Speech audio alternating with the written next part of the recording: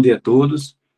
Sejam todos muito bem-vindos ao webinar desta manhã, cujo tema é Ciclo de Debate sobre Direito das Vítimas, uma realização do Ministério Público da Paraíba, do Núcleo de Gênero, Diversidade e Igualdade Racial, com o apoio do CEAF. Importante solicitar a todos que mantenham seus áudios desligados e que as perguntas sejam feitas por intermédio do chat. Lembro que cada palestrante terá 20 minutos e um acréscimo de 5 minutos. E para abrir este evento, passamos a palavra para a promotora de justiça, ouvidora das mulheres e integrante do Núcleo de Gênero do Ministério Público, doutora Dulcerita Alves. Bom dia a todos e a todas. Estou muito feliz de estar aqui mediando esse evento que eu estava esperando ansiosamente. Eu saúdo a todos que estão na sala virtual e gostaria de dizer que esse evento será um evento sem muito juridiquês, um evento leve, um evento feito para o público entender um pouco da importância de se olhar de forma humana, humanizada, é até estranho dizer isso, mas olhar de forma humanizada para as vítimas. Pensar na vítima com um papel de centralidade, promovendo essa proteção integral à vítima. Ela vai deixar de ser um objeto de prova e sim um sujeito de provas. Então, com essa felicidade que eu estou hoje de poder trazer 3 colegas que, para mim, assim, são importantes e são referência nessa proteção ao direito das vítimas, que eu estou hoje aqui. E gostaria, primeiramente, de falar sobre a primeira palestrante, que é a minha professora, Érica Canuto, que vai falar hoje sobre a proteção integral à mulher vítima de violência. Eu vou falar aqui um pouco sobre o currículo dela, mas eu não vou deixar de fazer uma apresentação acolhedora, já que ela está na nossa casa. Sinta-se em casa, Érica. Érica Canuto é promotora de justiça e professora da UFRN. Ela é pós-doutora em Democracia e Direitos Humanos na Universidade de Coimbra, Portugal. Ela é doutora em Ciências Sociais, mestre em Direito e Ciências Sociais, coordenadora do NANVIDE, que é o Núcleo de Apoio à Vítima de Violência Doméstica e Familiar contra a Mulher do Ministério Público do Rio Grande do Norte. E ela é a minha professora.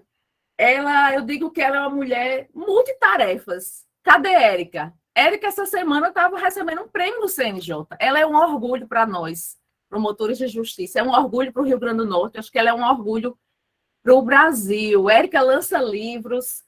Érica, eu tenho vários livros. Ela lançou um livro essa semana. Está aqui o livro, o penúltimo, né? Porque para mim era o mais recente, mas ela já lançou outro livro.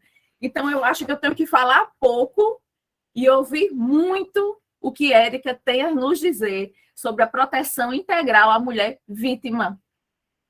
Com você a palavra, professora Érica, querida.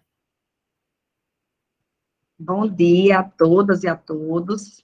Eu queria primeiro agradecer a Dulcerita essas palavras, né? Isso é propaganda enganosa, viu, Dulcerita? E tão gentis da sua parte, né? Nós que somos colegas e amigas e companheiras de uma mesma luta, né? Do mesmo enfrentamento. E para mim é uma alegria muito grande estar no Ministério Público da Paraíba, um Ministério Público que eu fui estagiária do Ministério Público da Paraíba, estagiária de Alexandre, viu?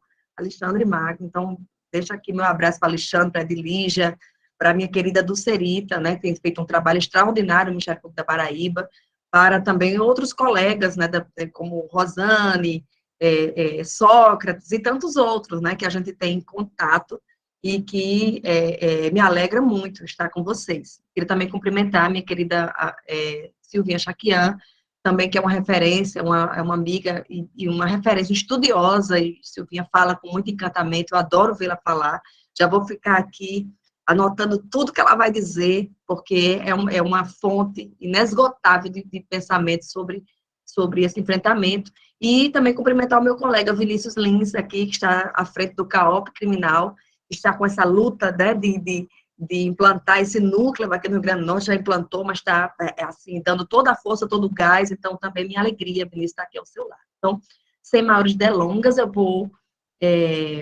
apresentar, posso colocar aqui, não é? Eu quero dizer que meu tempo vai começar a contar de agora.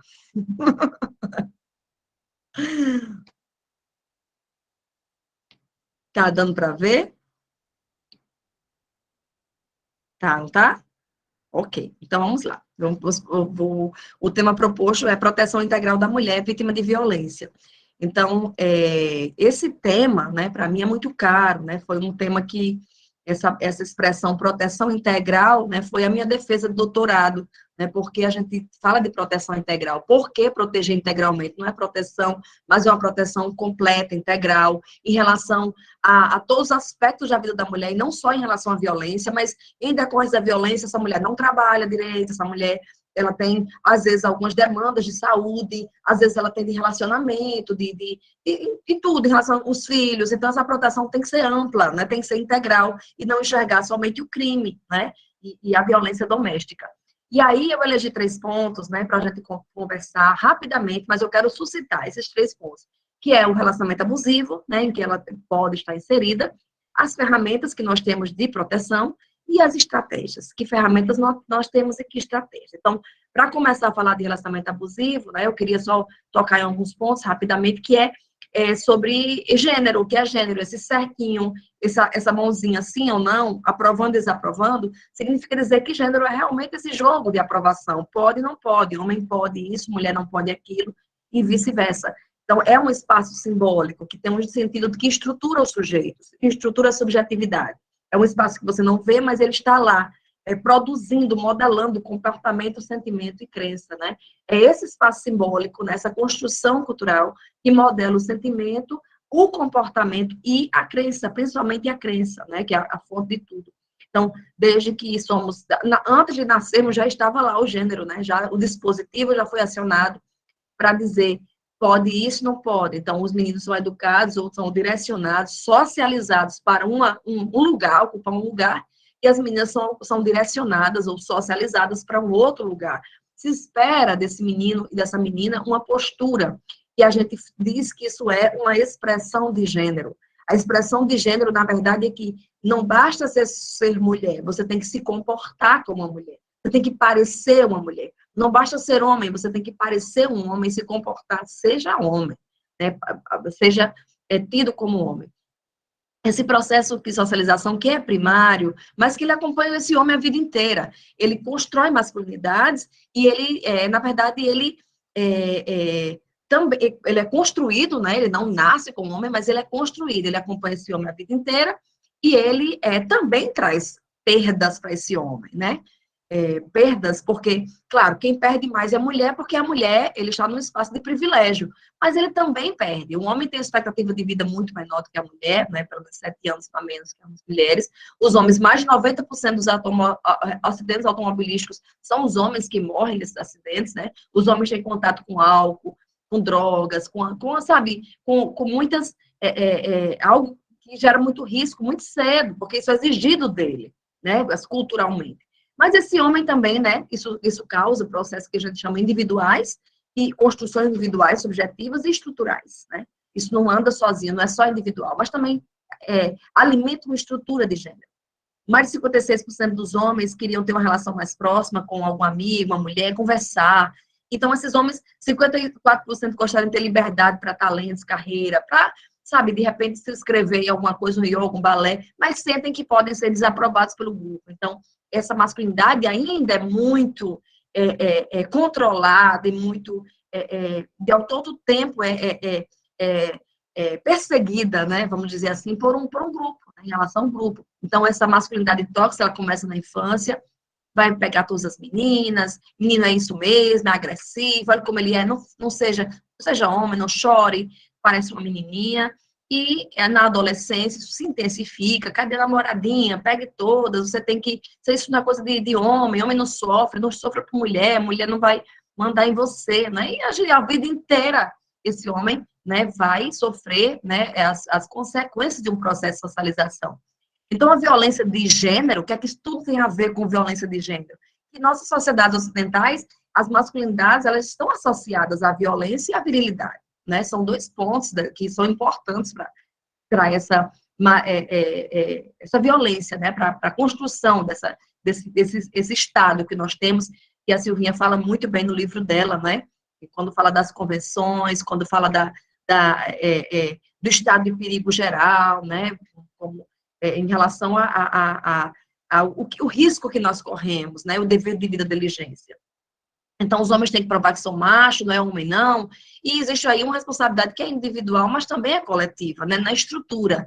Individualmente, você muda, você poderá oferecer estratégias de mudança, como grupos reflexivos de homens, mas coletivamente são políticas públicas, né? Que influenciam, políticas afirmativas. E a gente se pergunta, mas por que essas mulheres não denunciam, às vezes voltam para esses homens? É preciso entender não só a construção das masculinidades, mas também o que acontece com as mulheres, né? Por outro lado, o que tem acontecido com as mulheres? Esses homens não são estranhos, eles têm vínculo de afetividade com essas mulheres, e às vezes ela até se preocupa com ele, né? Deixe ele, né? Aconteceu aqui no Rio Grande do Norte, em uma audiência de custódia, né? Foi indagado a mulher, ele deve ficar preso? O que ele oferece risco, né? Conversando antes com a mulher. E ela disse, não, ele tem que ser preso, agora prisão domiciliar, porque eu vou cuidar dele, que ele está doente. Então, são situações, né, que a mulher diz, mas e ele vai ser preso, e o remédio dele? E quem vai cuidar dele? Ele vai perder o emprego? O que vai acontecer com ele? E não é porque ela gosta de apanhar, mas porque existe toda uma cultura dessa mulher cuidadora, dessa mulher que, sabe, que tem confunde, né, esse amor, esse vínculo, afetividade, e ela acha que ela que tem que cuidar dele também, né? Ela é responsável por ele. Muitas mulheres têm medo que não acreditem dela, têm vergonha da família, vergonha dos colegas de trabalho, poxa, eu apanhei, né? E não vai denunciar o sentimento de culpa, ou eles têm medo do que pode acontecer com ela e com os filhos, a incerteza, né? O que vai acontecer agora, né? E aí, muitas vezes essa culpa é invertida, essa culpa vem de maneira invertida. Foi ela que provocou, tá vendo que como é ela, tá vendo como ela toma remédio controlado, tá vendo que não sou eu, sabe? E essa mulher está num processo, né, de devastação, de dano existencial, que não existe nada, nenhuma ação no mundo possível, no mundo jurídico, capaz de reparar o dano que essa mulher sofre. Mesmo a indenização, mesmo a responsabilização criminal, nada disso é suficiente para reparar o dano em relação à violência que essa mulher sofre. Eu preciso entender isso no meu atendimento. Eu preciso entender que essa mulher que vem dilacerada, ferida, machucada, sabe, e devastada, ela pode apresentar alguns tipos de comportamento e alguns tipos de fala que muitas vezes não são compreensíveis na técnica jurídica. Só você entendendo realmente que tipo de violência é esse. As consequências que essa mulher pode sofrer, desde depressão, ansiedade, síndrome de pânico, distúrbios alimentares, insônia, estresse pós-traumático, pesadelo. Tem mulher que tem pesadelo todo mês, já separou dele há 10 anos, e estado de alerta, não conseguir entrar em outra relação, os filhos podem se cortar, tentar suicídio, evasão escolar. Então, esse relacionamento abusivo, ele não é um episódio, como eu digo na minha denúncia, no dia tanto de tantas horas aconteceu isso. Eu preciso dizer pela técnica, mas eu tenho que entender que aquilo é um padrão. Aquilo é um padrão que se repete. Padrão se repete. Então, não foi um dia na vida dela. Ela denunciou aquele dia, mas existe um padrão repetitivo desse tipo de violência. Nunca essa violência vem desacompanhada. E é preciso, né, reconhecer esse relacionamento abusivo e resistir. Né? Nem tudo é ruim. Entender que nem tudo é ruim na vida dessa mulher. Esse relacionamento é bom e é ruim. Por isso que ela é mais difícil de entender. Não é ruim o tempo inteiro, ela tenta consertar, ela romantiza o ciúme, né, acha que tem que cuidar dele, né, e protege, né, e cuida realmente do outro. Tem alguns sinais de alerta, que eu acho que eu vou pular para ir direto a outros pontos, né, que a mulher pode estar sempre em situação de estar pisando em ovos, tem que ficar encontrando estratégias para que ele não exploda, ele não gosta disso, então não vou dizer, não vou falar, não vou mais trabalhar, não vou mais pegar carona, né, e pular aqui também para a gente ir direto, né? E o grande marco, né, dessa proteção é realmente a Lei Maria da Penha, né? Que são as ferramentas, né? Ferramentas de proteção. Nós temos a primeira ferramenta, que é a Lei Maria da Penha, que é um microsistema protetivo, que a centralidade é a mulher, né? Não é uma lei contra homens, mas é uma lei pensada para proteger mulheres. Não é uma lei punitivista, não é uma lei criminal, é uma lei protetiva, de natureza protetiva. tanto que o coração da Lei Maria da Penha são as medidas protetivas de urgência. Né? Então, pensar que esse sistema, né, ele precisa invadir outros sistemas, a gente tem que aplicá-lo com o princípio da especialidade, né, em detrimento do Código de Processo Penal, do Código Civil, do Código de Processo Civil também, e de qualquer outro, né, que esteja na mesma hierarquia. Outra ferramenta de estratégia é o protocolo de julgamento com perspectiva de gênero, que eu entendo que esse é o ponto que Silvinha vai falar, e eu não vou me deter para não invadir essa parte, né? Lembrar que esse protocolo, né, ele tem que ser impresso e ficar aqui na mesinha de cabeceira, né? Eu imprimi o meu, porque ainda estou nessa estratégia ainda de imprimir, mas aí salvar, ficar lá no celular também, na hora da audiência, puxar, não pode fazer essa pergunta, não pode culpar essa mulher, não pode dizer que foi culpa dela em algum momento, sabe? Ou o estereótipo que embaça, o estereótipo de louca, de interesseira, de tirar o filho dela, do pai, sabe? Aqueles estereótipos, né? Aquelas ideias preconcebidas que o protocolo fala, ele embaça a visão, ele embaça o olhar, ele embaça a interpretação. Ele tem o poder de colocar uma nuvem, sabe? Não vou falar mais nisso para não invadir, mas fico me coçando para falar desse tema também. E, assim, lembrar que essa lei, né, essa ferramenta, ela tem princípios, que são valores. Então, mesmo que mude o artigo de lei, a regra, a norma, não muda o princípio. O princípio é o valor da lei. O princípio é da proteção integral, a integralidade do atendimento, presunção de veracidade, de vulnerabilidade dessa mulher, presume-se que ela está vulnerável, ela tem autonomia da vontade, ela não é incapaz, ela tem que participar das estratégias da ação penal, participar de todos os atos processuais, informar essa mulher de todos os atos e combinar com ela, né? O direito é dela, ela não é incapaz. Indúbio pro vítima, né, que é um novo paradigma que a Lei Maria da Penha trouxe, né, um princípio, é a presunção de veracidade da palavra da vítima, na dúvida, prevalece a vontade dela, especialidade, que a gente falou, prioridade, confidencialidade, informação, que é o que a gente menos dá. A gente senta a mulher lá e diz, aí, agora, você só responde, ela disse, o que é que essa audiência é o quê? Pensei que tinha resolvido, já fiz a denúncia. Aí ela, bom, sente aí, vai responder só o que perguntar. E às vezes ela sai da sala, entra em sala, ela não sabe nem o que aconteceu. Não pode, não tem a certeza do que aconteceu, né? E o princípio da responsabilização. Outra estratégia outra ferramenta de trabalho é o formulário de avaliação de risco, CNJ-CNMP, né, que são perguntas que visam perceber se essa mulher está em situação de risco. É a gestão do risco. O formulário, ele não tem que ser aplicado uma vez na vida. Ele pode ser aplicado e deve, periodicamente, gerindo esse risco, né? Então, foi aplicado na delegacia, o Ministério Público também aplica, para ele perceber aquele risco. Ele tem a visão do risco. Ela já passou alguns dias, então eu quero também ter a minha visão do risco e gerir esse risco, até porque o Ministério Público, ele vai acompanhar essa mulher até o final. É o órgão que realmente participa de tudo, né? De tudo. A delegacia entrega e sai. E aí, agora, entra o Ministério Público com tudo, né? Até o final. Então, onde ocorrer primeiro, mas não diz o formulário que tem que ser uma única vez. Tem que ser quantas vezes forem necessárias. Vou pular. Outras ferramentas são as convenções, decisões da Comissão da Corte Interamericana, né? Todos conhecem muito bem a decisão do caso Maria da Penha, mas existem outros casos, né? O caso Márcia Barbosa, tem um da Guatemala, esse ano saiu um do Chile, né? Então, há decisões da Corte, a jurisprudência da Corte, e lembrar que o Supremo disse que as convenções são normas supralegais. Existem várias teorias. Eu falo até no meu último livro sobre isso, né, que são normas, o que são normas, qual é a posição, como é que deve interpretar. Mas o Supremo teve uma opção. Então, as convenções, a Convenção do Belém do Pará, por exemplo, ela está entre a Constituição e a Lei Maria da Penha, está acima da Lei Maria da Penha. Então, eu tenho que buscar e tenho que fundamentar a minha atuação também na Convenção do Belém do Pará, né? Lembrando também que o Conselho Nacional de Justiça recomendou este ano que os órgãos do Poder Judiciário, o CNMP também está na mesma toada, que observasse os tratados, observe as normas. Então, nas nossas peças, a gente também tem que fazer referência à jurisprudência da Corte Interamericana, da Comissão, né, as decisões da Comissão Interamericana, e também da Convenção de Belém do Pará, né, para estar de acordo com as recomendações. E fala assistência à acusação, Haroldo.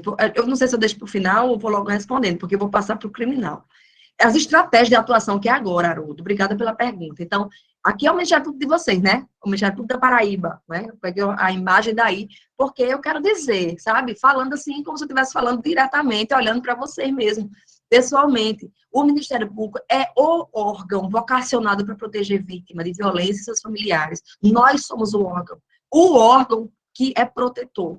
Não é o judiciário, não é a polícia, não é o órgão que é vocacionado, tem na sua vocação, porque participa da persecução penal, participa dos processos de cíveis, participa da medida protetiva até o fim, e pode pedir, requerer, pode recorrer, pode adotar estratégias coletivas, sabe? Então, é o órgão vocacionado, né? Precisamos assumir essa vocação, assumir essa atuação, essa estratégia de atuação, porque nós temos vocação para proteger vítimas de violência. E nessa estratégia, eu falo em ouvir mulheres, né? É isso que eu queria deixar para vocês, né? Caminhando já para uma finalização, que eu sei que eu já estou quase no tempo, é ouvir mulheres, que é uma estratégia simples, mas da altíssima relevância para esse processo de reconhecimento da mulher enquanto centralidade da Lei Maria da Penha, enquanto sujeito de direitos. Há pelo menos uns 2 meses, uma mulher, né, em situação de violência, ela procurou a promotoria, né? Nós estávamos acompanhando a medida protetiva, não tinha ainda, e chegou a ação penal, né? Já estava com resposta, acusação, tudo, e ela pediu para falar comigo, aí eu fui atendê-la, disse, não sei o que, será que aconteceu alguma coisa que ela quer falar, porque já vai ter até audiência, e aí ela disse, olha, eu quero só fazer uma pergunta, a senhora acredita em mim? Porque ele disse isso, isso e isso na resposta. E ele disse que a culpa é minha, a culpa não é minha. E não foi assim que ele disse. Eu quero saber se a senhora acredita nele ou em mim. Aí eu disse, olha, o Ministério, eu vou lhe explicar quem é o Ministério Público. O Ministério Público é o órgão que está ao lado da vítima. É o órgão da persecução penal e da proteção. Então, ele está, a minha atuação, a minha atribuição é proteger os seus direitos, é proteger os seus direitos fundamentais. E perseguir a ação penal, obviamente que não cegamente, né, mas adotar estratégias que a Convenção de Belém do Pará diz, para responsabilização, sim, porque é pedagógica também, né? Também. Então, ela quer saber, e muitas mulheres querem saber, o Ministério Público acredita nessa palavra? Ele é o primeiro julgador. Quando ele vai fazer a denúncia, quando ele vai pedir uma prisão, ele é o primeiro juiz. É ele que vai dizer, o Ministério Público tem acreditado nessa palavra? E aí eu pergunto, o profissional está pronto, né? Nós temos feito capacitações permanentes, constantes, não é um curso que a gente se inscreveu um dia e fez, não, ou ler um livro. Capacitação significa diálogo, ouvir, falar, ouvir, tirar dúvida, isso permanentemente, e mudar, né? Quanto nós já mudamos ao longo dos anos e ainda estamos dispostos a mudar, ainda mais. Então, o trabalhar em rede, ouvir, legitimar a palavra, não julgar, ficar, sabe, dizer, eu entendo que realmente deve ser muito difícil, eu estou aqui para lhe ouvir, o Ministério Público vai lhe apoiar, nós estamos aqui, você sabe o que é o Ministério Público? Legitimar, sabe, essa fala, né, dizer a ela que ela pode falar, e aí perceber que a violência, ela é estrutural também. Isso faz com que muitas vezes ela seja naturalizada e não percebida. Não se percebe porque é naturalizada e estrutural. Considerar que a mulher pode estar confusa. Lembra o que eu falei? Como essa violência atinge, devasta, dilacera, fere, sabe? Feridas invisíveis, que às vezes uma marca já saiu, o laudo retratou, mas ou não teve marca, as feridas estão na alma, invisíveis, e a todo tempo ela dói, né? A todo tempo ela causa dano. Então, perceber, né, que considerar que essa mulher pode estar confusa, insegura, às vezes a narrativa dela não é coerente, é contraditória, ela disse que foi assim, depois disso foi outro dia, não, eu me lembro mais não, foi porque foram tantas vezes que ela não sabe dizer se naquele dia foi o que ele jogou a panela nela, ou se foi o dia que ele jogou na parede, ela não se lembra mais. E eu preciso entender isso, isso não é falha no depoimento, não é mentira. É uma confusão decorrente de uma situação de violência duradoura, permanente, danosa, tóxica, né? É um todo, ela não consegue separar o dia, como eu quero perguntar na minha denúncia, aquele dia, tantas horas. E, às vezes, ela sendo culpada, apresenta descrença em relação ao serviço, à lei. Ah, eu já vim aqui tantas vezes, não resolveu. Isso a gente tem que acolher. Esse profissional precisa estar pronto para ouvir isso, para ouvir essa narrativa, essa contradição, e tentar estratégias para que essa mulher consiga dizer exatamente o que está acontecendo e como ela está desprotegida, como ela precisa de apoio, sabe? E o profissional fazer uma autoavaliação constante em relação a gênero. Será que eu estou realmente agindo com perspectiva de gênero? Ou estou sendo aqui machista, com comportamento machista? E é todo instante a gente, né, fazer essa reavaliação que precisa ser feita diariamente. E tratar, né, da violência institucional, que é um assunto que a gente não quer falar, mas a gente precisa falar. E nós podemos, sim, cometer uma violência institucional se a gente não perceber o tamanho dessa violência, a característica específica dessa violência, não acolher essa mulher, não encaminhar da forma devida, julgar essa mulher, sabe? Afastar do serviço, né? Revitimizar, perguntas que colocam a mulher em dúvida, ou colocar a palavra dela em dúvida. Nós podemos, sim, cometer esse tipo de violência, que é uma coisa que ainda é um tabu, tem sido um tabu. Então, o profissional que faz a intervenção, ele pensa que, às vezes, muitas vezes, a situação é pontual, uma demanda específica, o processo número tal. Mas, para a mulher, a história inteira, com circunstâncias variantes, cada história é única, cada história é dela. Não são os processos de ameaça, os processos de lesão corporal. Não são esses processos. Cada mulher tem uma história diferente da outra. E a gente tem que ter cuidado com as generalizações e receitas prontas. Eu sei que tem muito processo, todo mundo tem muito processo, mas a gente não pode tratar em bloco. Tem que tratar unicamente ouvindo aquela narrativa. Existe, obviamente, uma luz, né, que eu chamo de atendimento restaurativo. Atendimento restaurativo, né? Que é ouvir a história inteira dessa mulher, deixar que... Primeiro é ouvir, né? Começa por ouvir. O Ministério Público não pode, né? Pode até fazer, mas não deve fazer. Receber o inquérito, receber a medida protetiva da delegacia, do jeito que ela vem, fazer a atuação escrita, chegar na audiência e conhecer a mulher na hora da audiência. Isso não é uma estratégia de atuação. A estratégia é você realmente ouvir. Escute essa mulher. Dê faça, né, coloque como estratégia, né, como protocolo, né, de atuação, um atendimento para essa mulher, ouvir essa mulher. Em algum momento, o Ministério Público precisou ouvir essa mulher antes da audiência. Em algum momento, o advogado escuta o acusado. E nós não escutamos a mulher. Chega na hora da audiência, a senhora, fulano e tal, e começa a perguntar. Um estranho. E ela é a assistente da acusação. A assistente é a vítima. Que não é o advogado da vítima.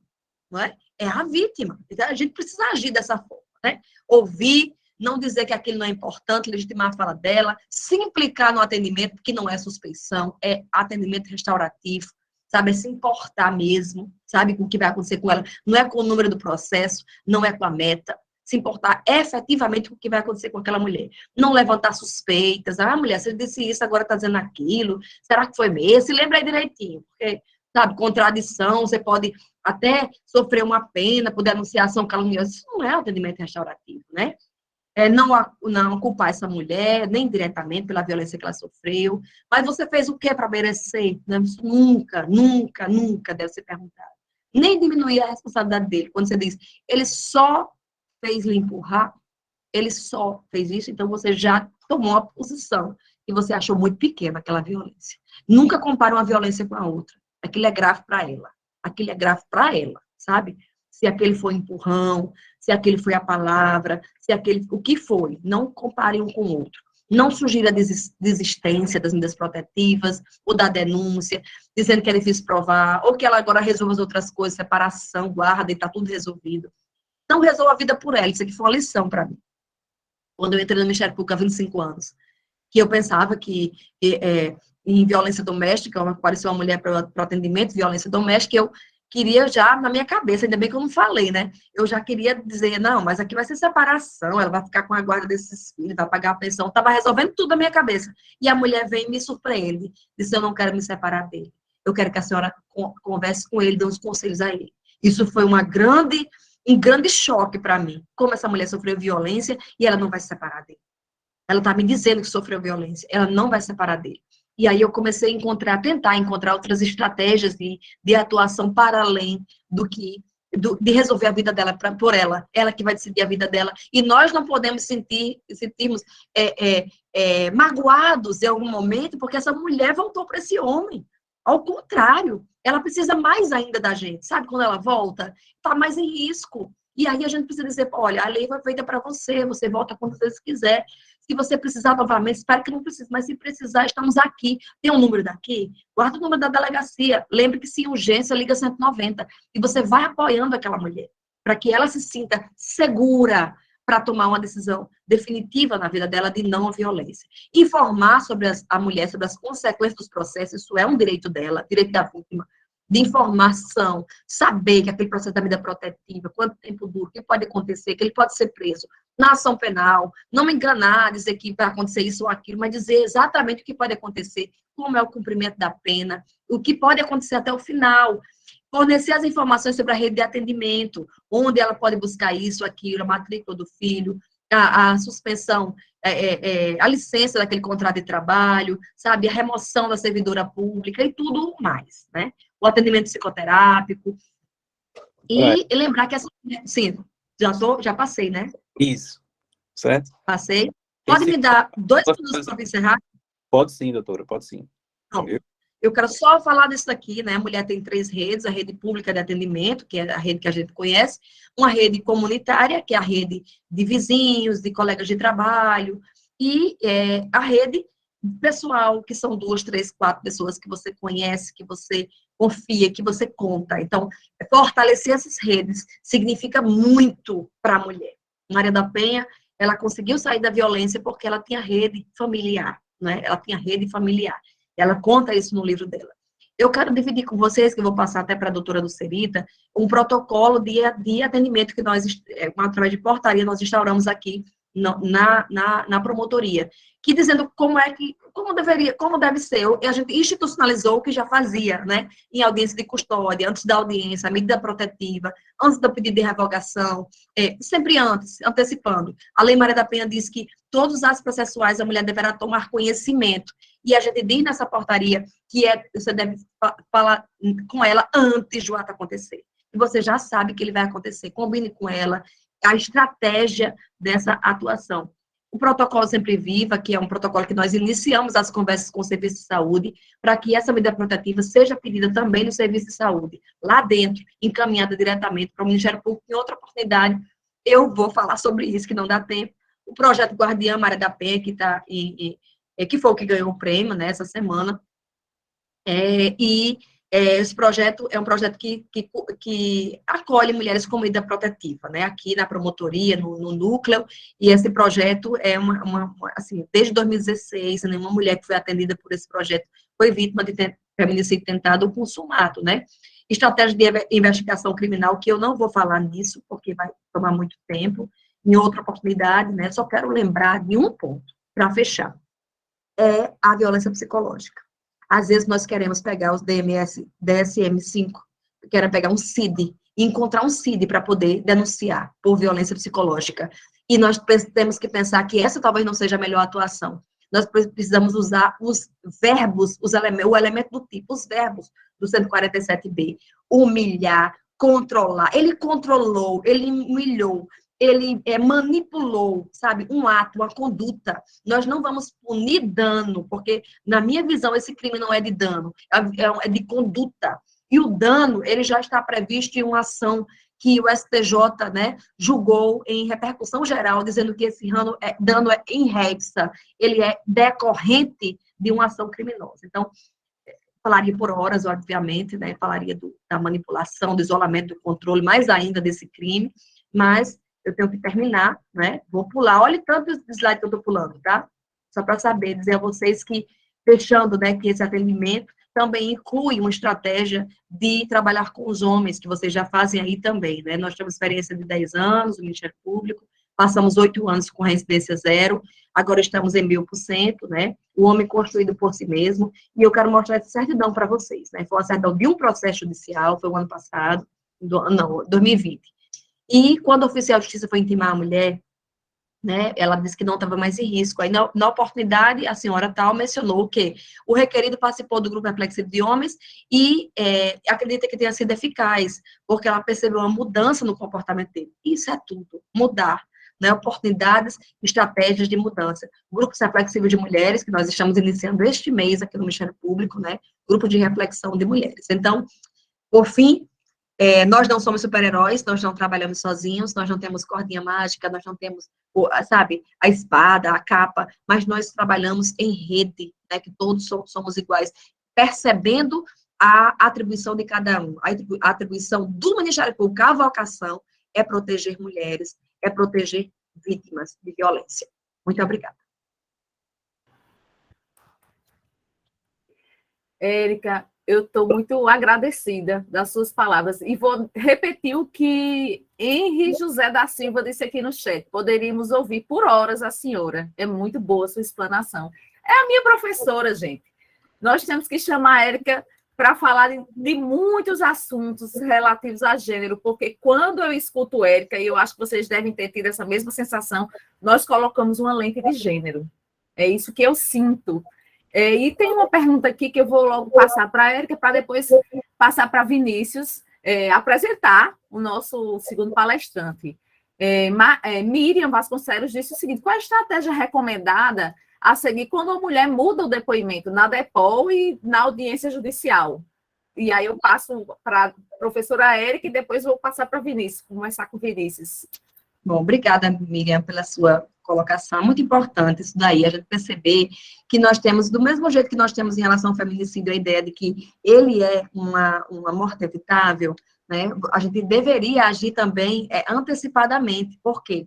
Porque não pode ser uma surpresa para o Ministério Público que a mulher vai falar na hora da audiência. Isso é uma péssima estratégia. A estratégia deve ser anterior, né? Não é conversar e combinar depoimento coisa alguma. Mas e nem conversar com testemunha, é outra coisa. Vítima, mulher em situação de violência, o Ministério Público tem que conversar com a vítima. Isso faz parte da atuação, né, de estratégia. Então, conversa com ela antes, ela está sendo pressionada, é uma coação no curso do processo, ela mudou de ideia, essa mulher não quer falar, isso vai doer para ela, o que é que está acontecendo? Eu vou conversar com ela antes. Então, a minha sugestão, Miriam, é que converse com a mulher antes da audiência, né? Converse antes, estabeleça uma aproximação, referencie um grupo multidisciplinar, uma atuação, um atendimento psicossocial, que ela tem direito, né? E converse também com o Ministério Público. Não é convencer ninguém, mas entender o que é que pode acontecer e informar para ela também, dar as informações para que ela adote a decisão que ela entender melhor. Obrigada, Érica. Agora eu vou falar um pouquinho sobre o segundo palestrante. Bem-vindo, Vinícius. Eu não o conhecia, mas para ele estar aqui na nossa casa, ele é uma pessoa especial. Vinícius Lins Leão, ele é o coordenador do CAOP Criminal do Ministério Público do Rio Grande do Norte. Ele é coordenador também do Núcleo de Apoio às Vítimas de Violência. E aí é o que me chamou a atenção. Ele também é especialista em processo penal pela Universidade de Coimbra. Vinícius, eu não sei se eu digo que você é um promotor músico ou um músico promotor. E aí, foi a partir daí, eu soube de você por Arthur Magnus, que é um colega, que João Benjamin, do nosso núcleo, o GEDI, que é Gênero, Raça e Diversidade Sexual, disse, olha só, bem pertinho da gente tem um núcleo de apoio às vítimas de violência. Ah, não, quero conhecer Vinícius. E aí eu disse, não, mas eu vou, antes de convidá-lo, conhecer um pouquinho sobre ele, ele nem sabe. E aí eu soube dessa sensibilidade. Aí está explicado. Você fazer o diferente. Então, com a palavra, Vinícius. Bom dia a todos, bom dia a todas. Saudar todos os colegas do MP da Paraíba, saudar também os convidados externos, os estudantes, agradecer essas palavras aí generosas do Serita.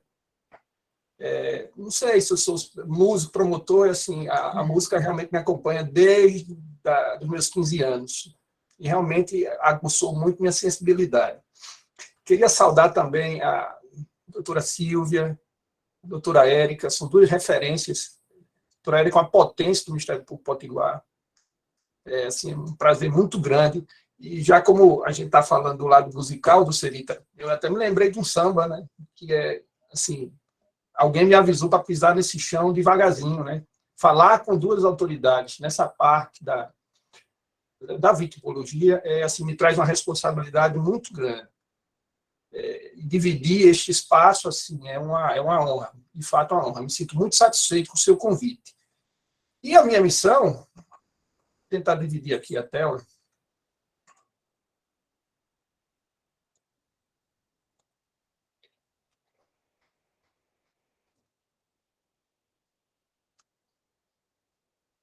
A minha missão, a missão que a doutora Dulcerita me encarregou, está pequenininho, né?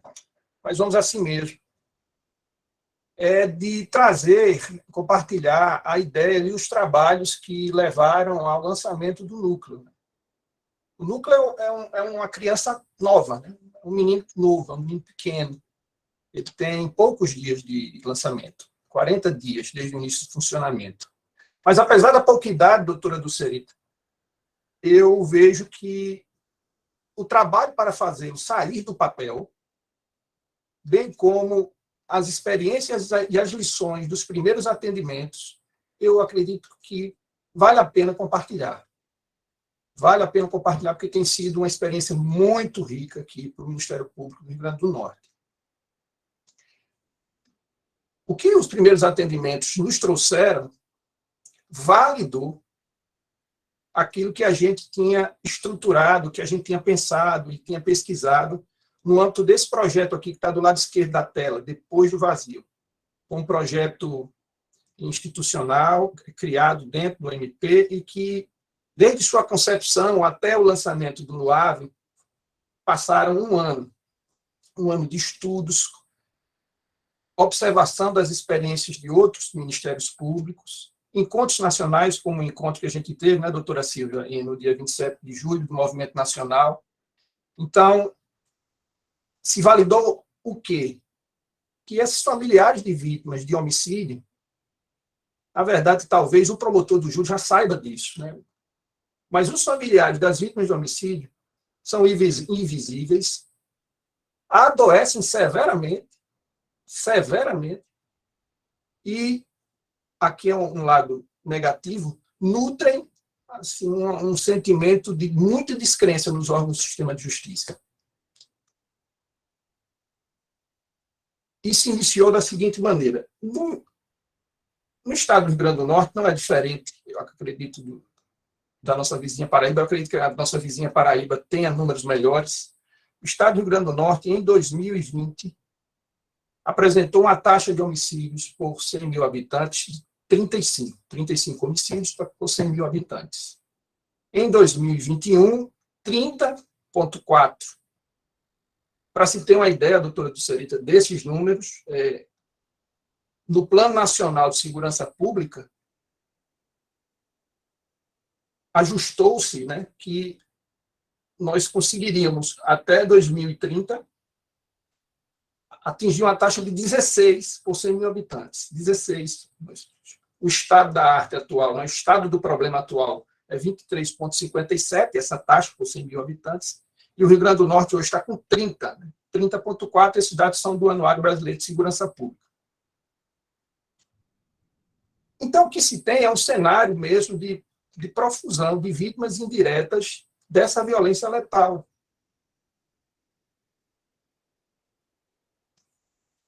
Se você estimar que um assassinato afeta a vida de cerca de 6 a 10 membros da família, e são pesquisadores da Fiocruz, você vai perceber o tamanho do problema que se enfrenta.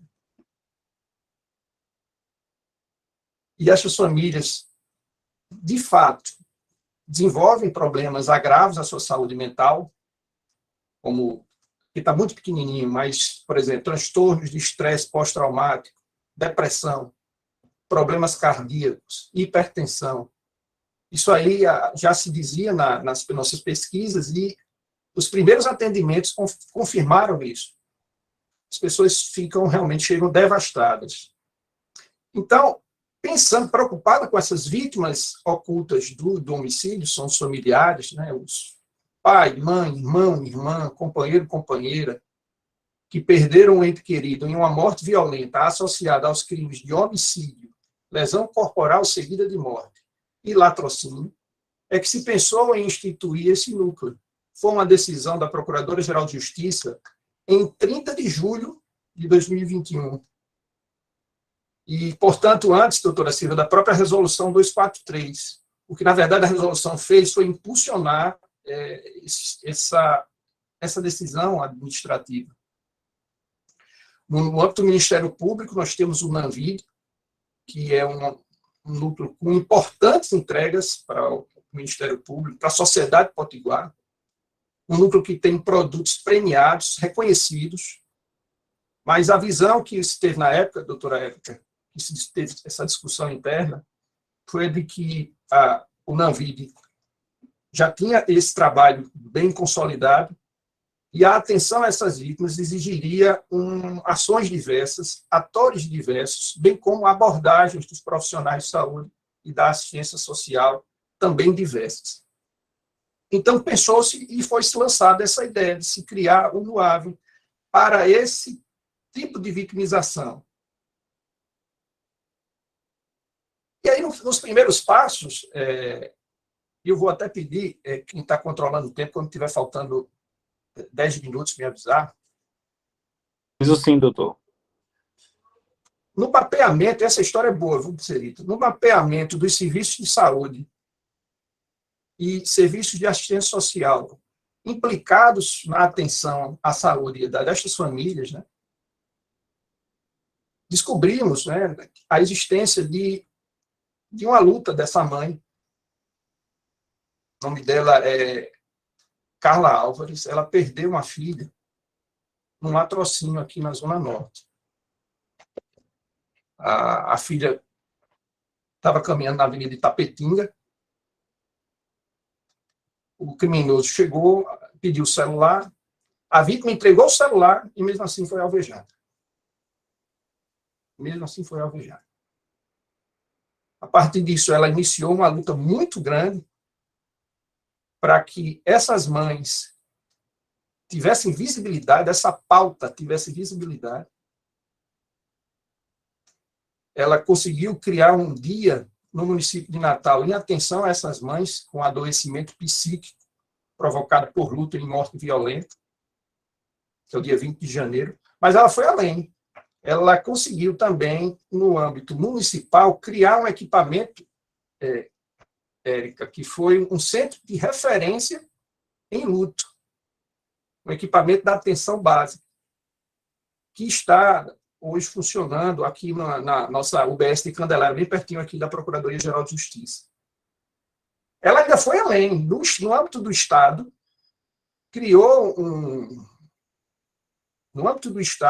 criou-se uma lei que prevê, em cada regional de saúde, nosso serviço de saúde, nosso sistema de saúde local dividido em regionais, em cada regional de saúde criasse um espaço de atendimento muito profissional para as vítimas, para esses familiares de homicídios, latrocínios e lesão corporal seguida de morte. Então, a luta dessa mãe pavimentou assim, alguns caminhos que facilitaram o nosso trabalho por aqui, do Serita. Obviamente que, nesse ano, né, da ideia do projeto até o lançamento do NUAV, foram várias reuniões. Como a doutora Érica falou, ninguém faz nada sozinho, né? Ninguém é herói, e o trabalho realmente foi uma atuação em rede. A foto está pequenininha, uma pena. A foto à direita é de todos esses atores que, vamos dizer assim, costuraram essa rede de atenção. A Secretaria Municipal de Saúde, através dessa rede, desse centro de referência e luto, os diretores da proteção social básica e proteção social especializada da nossa Secretaria Municipal de Saúde, o Serviço Social do IML, Instituto Médico Legal, que é quando a família tem um primeiro contato com o Estado, a família de uma morte, vítima de uma morte violenta, E hoje a gente está num momento de ampliação dessa rede, né? A gente tem conversado principalmente com alguns núcleos de prática jurídica das universidades e também a OAB. E como é que funciona o núcleo, né? Iniciamos, como eu disse, no dia 27 de julho de 2022. É um projeto piloto que se inicia no município de Natal, com previsão de expansão para o interior do Estado. Funciona aqui na sede da Procuradoria-Geral de Justiça. O núcleo conta com 2 salas, né? Uma sala de apoio e uma sala de atendimento. E a equipe sou eu, na coordenação, que acumulo com a coordenação do Centro de Apoio. Uma assessora jurídica, que é uma assessora, na verdade, aqui do Centro de Apoio, que também está se dividindo, estamos nos virando nos 30, e uma equipe de referência, né, composta por uma assistente social e uma psicóloga. Não houve criação de cargo público nem geração de despesa nova. Na verdade, nós aproveitamos os recursos humanos disponíveis aqui na Procuradoria-Geral de Justiça. É um projeto piloto que, inclusive, vai ser submetido, doutora Dulcerita, a indicadores de desempenho que estão sendo construídos aqui no gabinete. Então, a ideia é realmente, como a doutora Érica falou no início, é uma luta que a gente está construindo, né? Uma luta que a gente está construindo para poder assegurar a estes familiares o exercício de alguns direitos importantes. Aqui está a nossa sala. Ela mudou alguma coisa, mas a ideia é essa mesmo, esse acolhimento. Essa é a sala onde há os atendimentos. Aqui é a foto, o registro da assinatura do termo de cooperação técnica com a Secretaria Municipal de Saúde. Aqui é o registro da assinatura do termo de cooperação técnica com a Secretaria Municipal de Assistência Social. E como é que funciona no AVE, né? A pena que está pequeno, mas vamos lá. O NUAVE, ele realiza o acolhimento inicial dos familiares a partir, inicialmente, dos encaminhamentos dos promotores de justiça. Nós temos aqui, do Serita, 4 promotores ligados com a atribuição do júri aqui em Natal. E em Latrocínio, a situação se aumenta, aí são 9 promotores. Então, nós recebemos esses encaminhamentos destes colegas. Porém, também é porta aberta para os familiares que busquem informações sobre o caso criminal e queiram repassar informações relevantes para as autoridades responsáveis. E aqui é interessante, é vamos dizer assim, dos carros-chefes da nossa atuação aqui nesse primeiro mês. Nós funcionamos para facilitar esse direito à informação. O direito que essas famílias têm de ter informações sobre o andamento da investigação que visa apurar a autoria do crime que vitimou esse ente querido. Teve um caso aqui, já para citar aqui um exemplo. O fato aconteceu no município, no bairro de Ponta Negra, que é do Morro Careca. A delegacia distrital instaurou, classificando como uma lesão corporal seguida de morte. Mudou o delegado, ele entendeu que era caso para a DHPP. Chegando na DHPP, o delegado disse, não é caso da especializada. E isso a família, na investigação que não era sigilosa, estava há 4 meses tentando buscar pelo menos o laudo do exame de necropsia para entender qual foi a causa da morte desse parente. E aí, por uma visita técnica ao IML, porque a parte estava lá, buscando esse documento, buscando a informação da causa, nos encontrou nossas assistentes sociais, e aí houve esse primeiro atendimento. Mas o direito não só de ser informada, mas o direito também de informar. O direito que elas têm, que essas famílias desenvolvem, principalmente em situações extremas de ineficiência da persecução penal preliminar, essas famílias elas desenvolvem, elas iniciam apurações próprias. Até essa série que conta a história de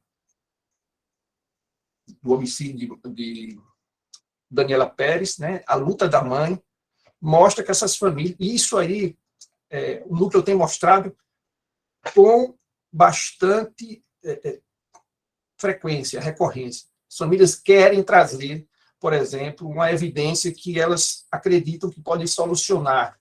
Elas querem trazer um depoimento, querem trazer um documento, e às vezes elas se esbarram na dificuldade de caminhar no sistema de justiça. E um segundo eixo desse atendimento do núcleo é realmente o direito à assistência multiprofissional, desse atendimento multiprofissional. A gente tem na nossa lei, desde 2008, daquela reforma, um dispositivo no CPP que diz que o juiz, identificando que a vítima precisa desse atendimento, a encaminhará aos serviços de assistência social e assistência psicológica. A Lei Maria da Penha também tem um dispositivo equivalente. Mas, para esse tipo de criminalidade, o reconhecimento dessa assistência veio com esse artigo 201, acredito, parágrafo 5º. Agora, qual é o problema? Nem todo caso vai à justiça. A gente tem poucos, nem todo caso vai à justiça. E veja, ainda nos casos que chegam à justiça, essa intervenção não vem no momento oportuno. Vem depois de 3, 4, 5 anos, doutora Silvia, após o fato.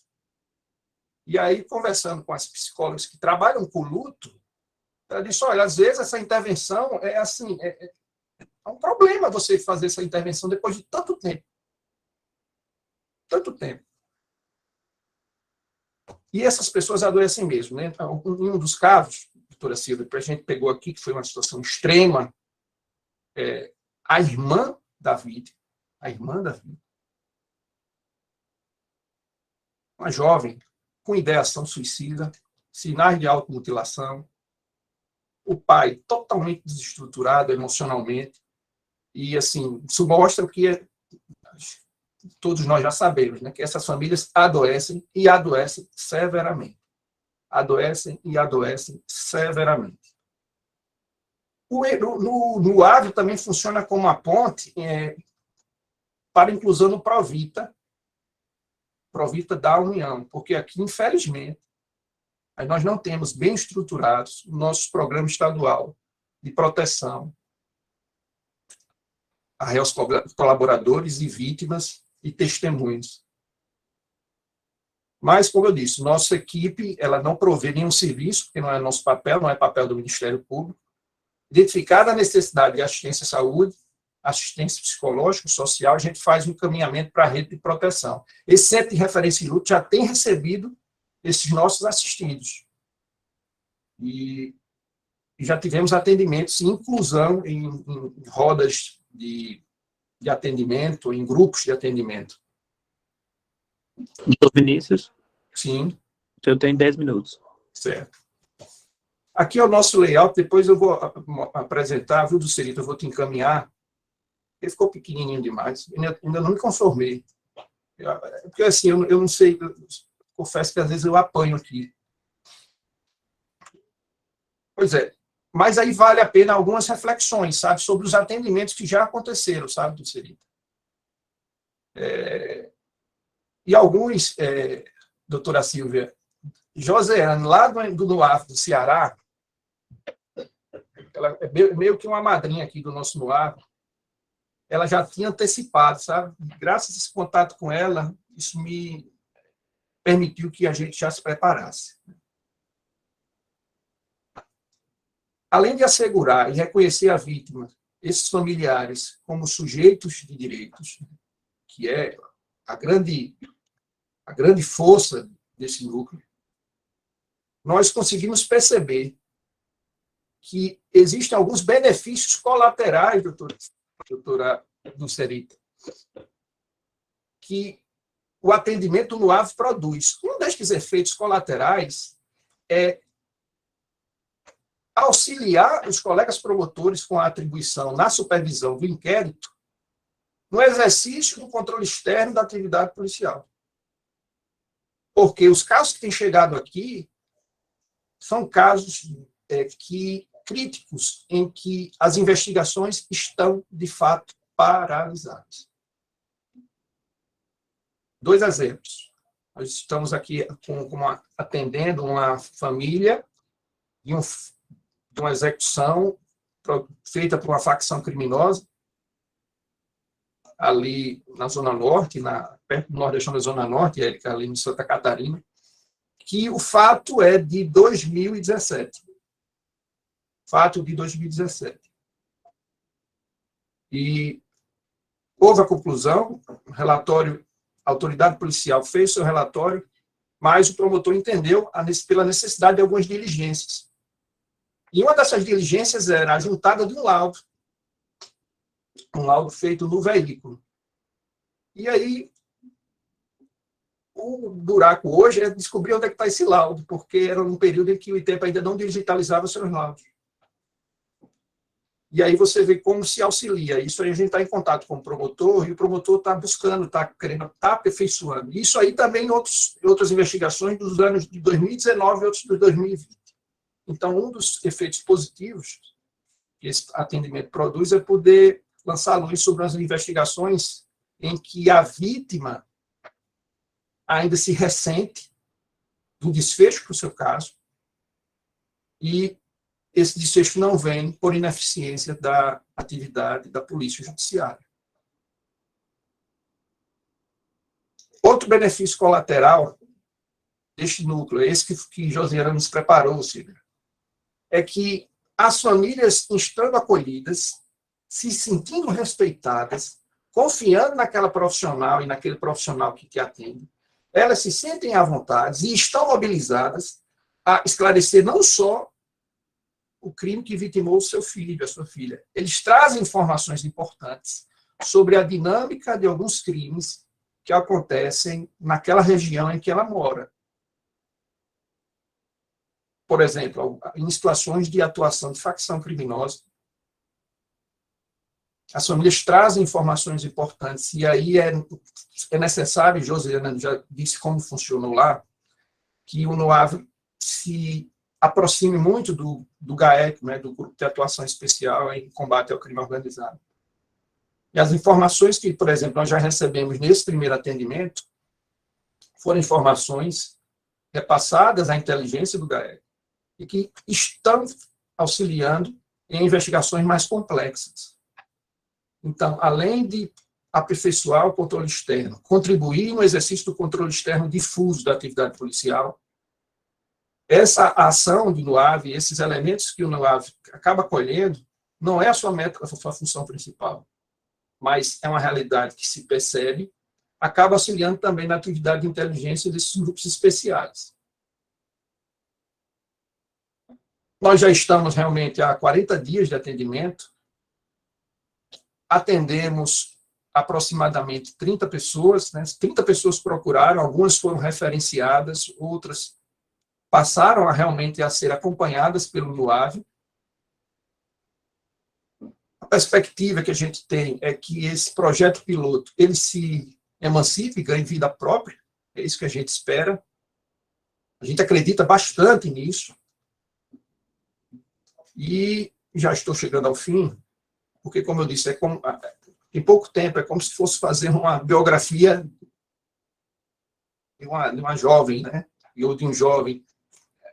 Mas eu acho que o que poderia trazer do Serita como boa prática seria esse trabalho que foi feito durante um ano e essas validações que estão acontecendo todo dia nos atendimentos aqui no NOAV.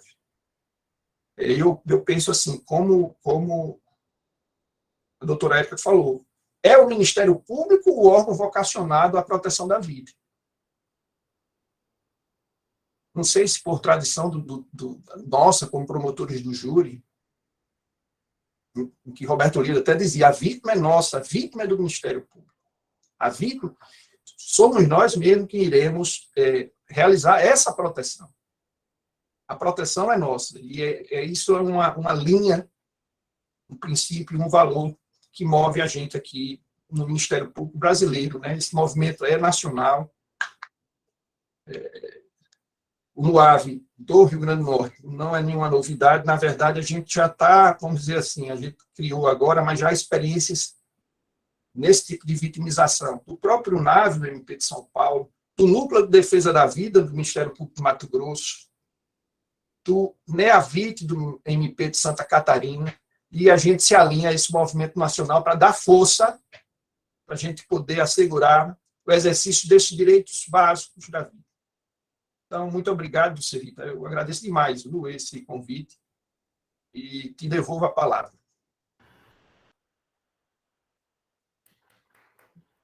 Vinícius, eu estou encantada. Eu falei para a Érica que quando ela fala, nós colocamos lentes de gênero, mas para você eu vou dizer que você, com seu trabalho, coloca uma lupa na invisibilidade dessas vítimas indiretas, porque quando morre alguém, uma família toda fica enlutada e eu acho que os invisíveis precisam ser olhados com dignidade. E seu trabalho de apenas 40 dias, com certeza, quando nós conversarmos outra vez, você vai me contar boas notícias dessa sua boa prática e ela vai com certeza se expandir por todo o Rio Grande do Norte. Eu já estou curiosa porque eu queria que ela viesse para cá também, sabe? Muito importante. Como o Miriam falou aqui, esse seu trabalho deve servir de paradigma e espelho para ser seguido por todos os ministérios públicos. E Heraldo tem uma pergunta que ela tinha sido feita para a professora Érica, a doutora Érica, mas acho que também serve. Há espaço para o assistente da acusação no seu projeto? Então, a gente está com essa dificuldade, né? A gente, por exemplo, a família pobre, hoje, no RN, por exemplo, não tem essa assistência por parte da Defensoria Pública do Estado, porque eles não têm pessoal para atender a essa demanda. E os núcleos de prática jurídica, a gente tem conversado isso até com a UFRN e com a doutora Érica, os núcleos de prática jurídica, eles não, em regra, não atuam nessa área criminal.